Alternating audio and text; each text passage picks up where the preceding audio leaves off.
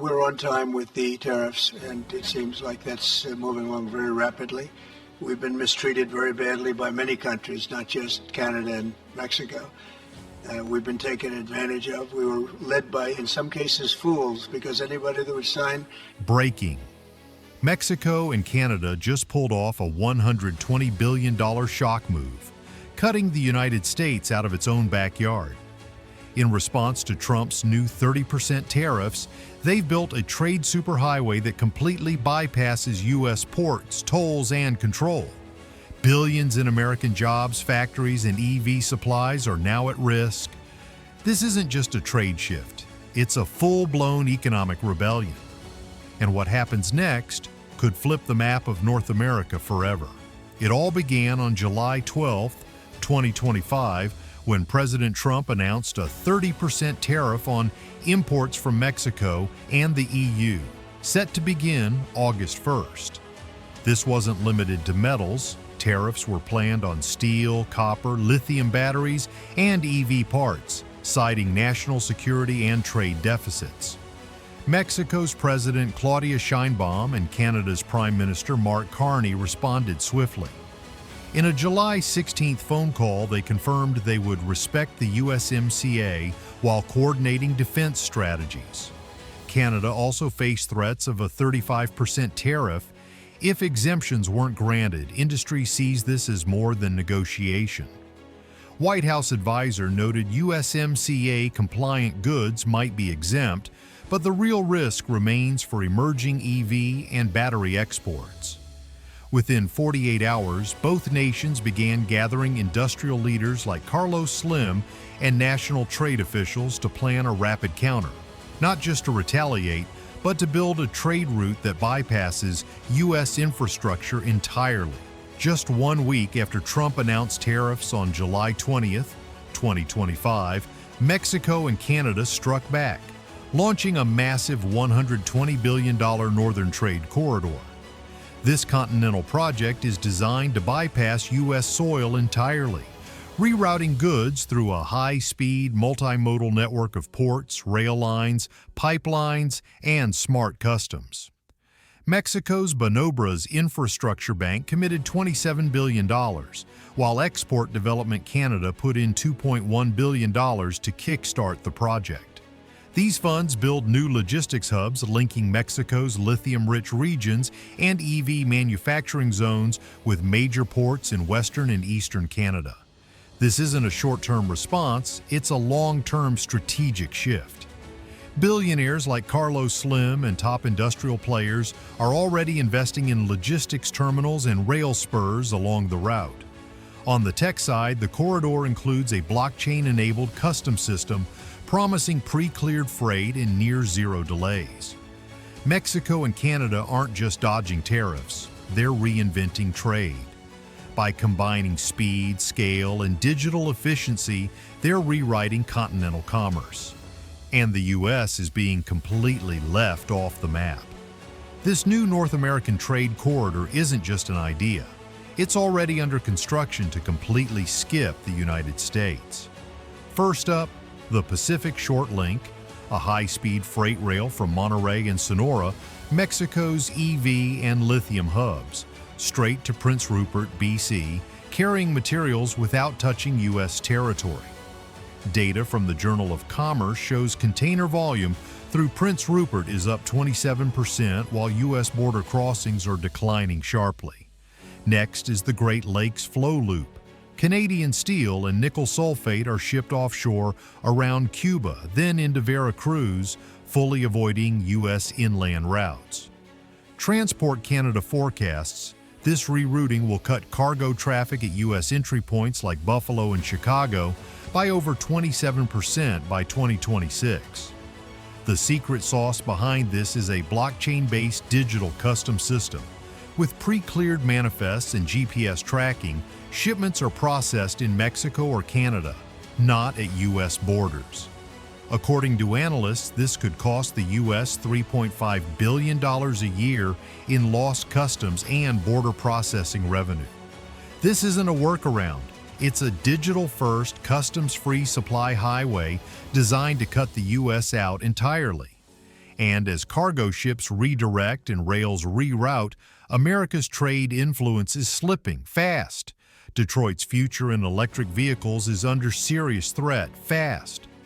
With the new Mexico-Canada corridor in motion, lithium batteries from Monterey and EV components from Sonora now bypass U.S. factories entirely. GM shipped approximately 750,000 vehicles from Canada and Mexico to the U.S. in 2024, many containing these components. GM, Biotech EV, and CAMI have already announced they'll shift parts production along the corridor starting March 2026. What does that mean for Detroit? Analysts warn Detroit area plants could see 360,000 fewer EVs assembled each year, costing roughly $12.7 billion in regional income. The collapse would ripple out 108,000 indirect jobs in logistics, shipping, parts suppliers, and trucking could be wiped out by end of 2026. Michigan and Ohio are already seeing layoffs. GM's Oshawa plant cut a full shift in May, impacting about 700 employees, citing trade pressures. This isn't a temporary setback, it's a structural blow. Automakers follow the cheapest and fastest routes.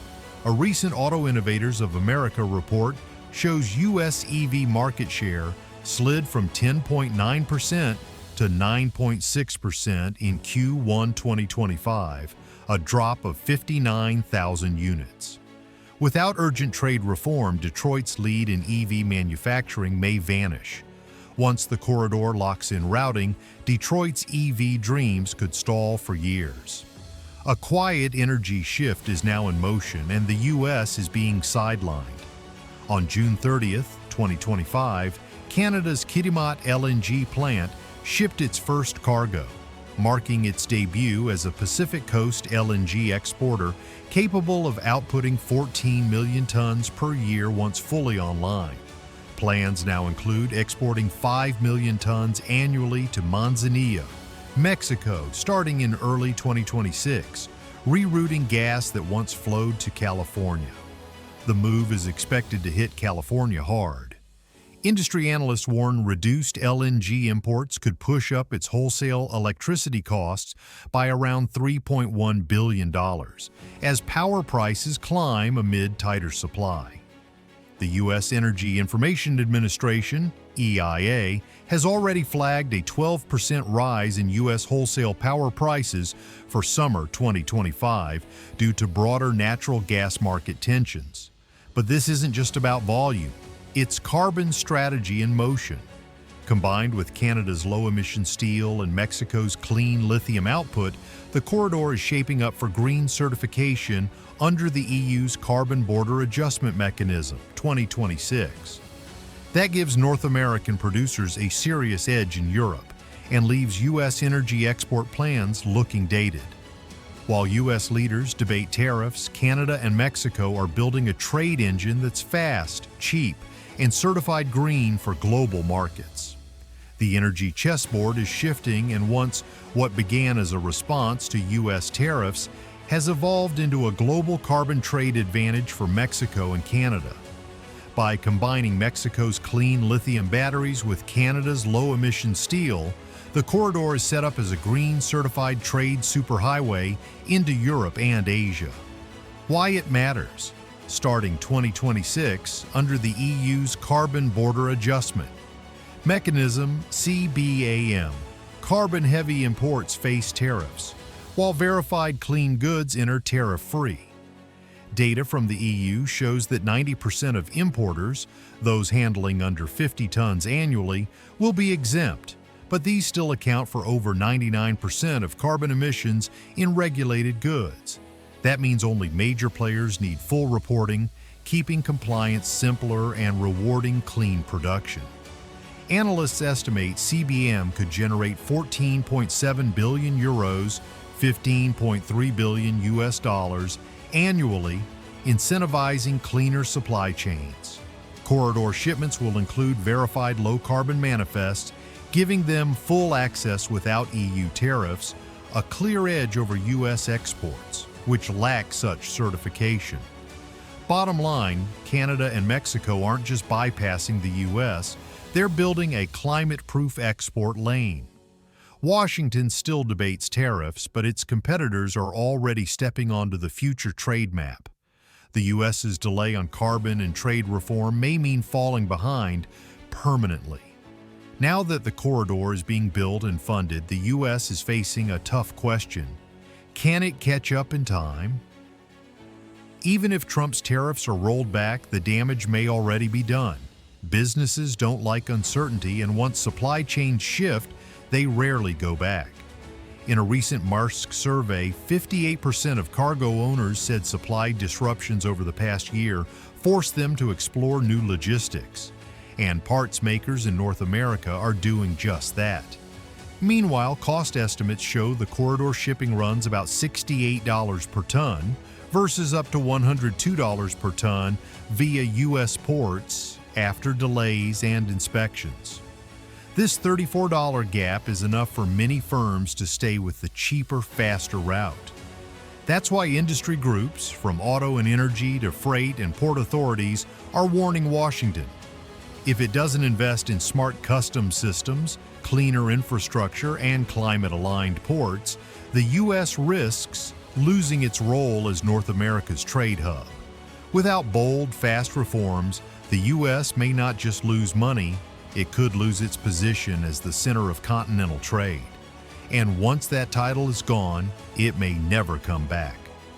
North America's trade map is changing fast, and the U.S. may be left behind. Subscribe now to stay ahead of these seismic shifts, like the video if you found it eye-opening, and share your thoughts in the comments below.